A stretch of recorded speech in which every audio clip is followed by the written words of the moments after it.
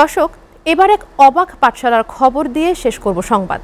বখাটে, দুষ্টু, অমনোযোগী কিংবা পরীক্ষায় ফেল করা ছেলেমেয়েদের নিয়ে বাবা মায়ের কতই না দুশ্চিন্তা। শুধুমাত্র এই অমনোযোগী ছাত্রছাত্রীদের নিয়েই বগুড়ায় চলছে অবাক এক পাঠশালা।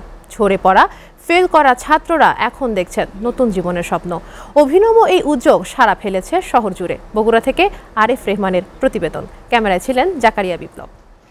ক্লাস পরীক্ষায় পাশ করা কিংবা স্কুল পেরিয়ে কলেজ জীবনে যাওয়ার স্বপ্ন যারা ছেড়েই দিয়েছে, তারা এখন নতুন জীবনের স্বপ্ন দেখছে। শূন্য থেকে হয়ে উঠেছে মেধাবী শিক্ষার্থী। দেশের সর্বোচ্চ শিক্ষা প্রতিষ্ঠানগুলোতেও পড়ছে তারা। একসময় মোবাইল আসক্ত কিংবা সঙ্গদোষে নষ্ট ছেলে মেয়েদের জায়গা হয়েছে অবাক পাঠশালায়। প্রায় ৮ বছর আগে বগুড়া শহরের জলেশ্বরীতলায় ব্যতিক্রমী এই প্রতিষ্ঠান গড়ে তুলেছেন সামিউল ইসলাম। তার পড়াশোনার জাদুকরী কৌশলে এ সময়ে বদলে গেছে ২০০ শতাধিক শিক্ষার্থীর জীবন। সারাক্ষণ চালাইতাম, পড়াশোনা কিছু করতাম না।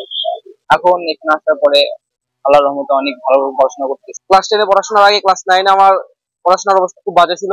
তো অবাক পাঠশালা হচ্ছে এমন একটা পাঠশালা যেখানে আমাদের মতো কিছু দুষ্টা বলা মানে পড়ালেখা করে অনেক উন্নতির পথে যাচ্ছে। প্রথম থেকে দ্বাদশ শ্রেণী পর্যন্ত শিক্ষার্থীরা পড়ছে এখানে। পড়ার অভিনব কৌশল নিয়ে অবাক শিক্ষার্থী ও অভিভাবকরা। ভালো করি, অনেক কিছু আমার পরিচালনা কমে যায়, পড়াশোনা করি, সবকিছু আমার পড়ালেখাটা আওতার মধ্যে আছে। কেউ পড়তোই না, শুধু খেলাধুলা আর দুষ্টামি করতো। সত্যি আমি তার কাছে কৃতজ্ঞ যে আমি আমার ছেলেকে দিয়ে ম্যাট্রিকে এ প্লাস পাইলো। শাসন নয়, ভালোবাসা দিয়েই পড়ায় মনোযোগী করা হয় শিক্ষার্থীদের বলে জানান পাঠশালাটির পরিচালক। আমাকে কিন্তু কেউ স্যার বলে না, আমাকে তারা ভাই বলে এবং তারা আমার কাছে তাদের সব কথা খুলে বলতে পারে। আমি তাদের সব কথা শুনেও তাদেরকে শাসনটা করি না, আমি তাদেরকে মানে মোটিভেট করি যে এখান থেকে আমরা চলে আসি। আমার সাথে তারা ফ্রেন্ডলি মিশতে পারে, আমি তাদেরকে ভালোবাসা দিয়ে তাদের পড়াটা আদায় করে নেই। পিছিয়ে পড়া শিক্ষার্থীদের মূলধারায় আনতে এই উদ্যোগ ছড়িয়ে দেওয়ার আহ্বান জানান দেশসেরা সম্মাননাপ্রাপ্ত প্রবীণ শিক্ষক রওশনারা রানী। আমি আশা করি এরকম প্রতিষ্ঠান আরো গড়ে ওঠা উচিত।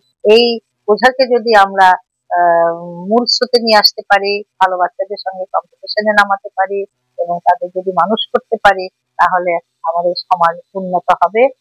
গালাগালি কিংবা নেতিবাচক শব্দ দিয়ে নয়, পরম মমতা আর ভালোবাসা দিয়ে স্বপ্ন জাগাতে হবে শিক্ষার্থীদের, এমন অভিমত সবার। আরিফ রেহমান, এসএটিভি, বগুড়া।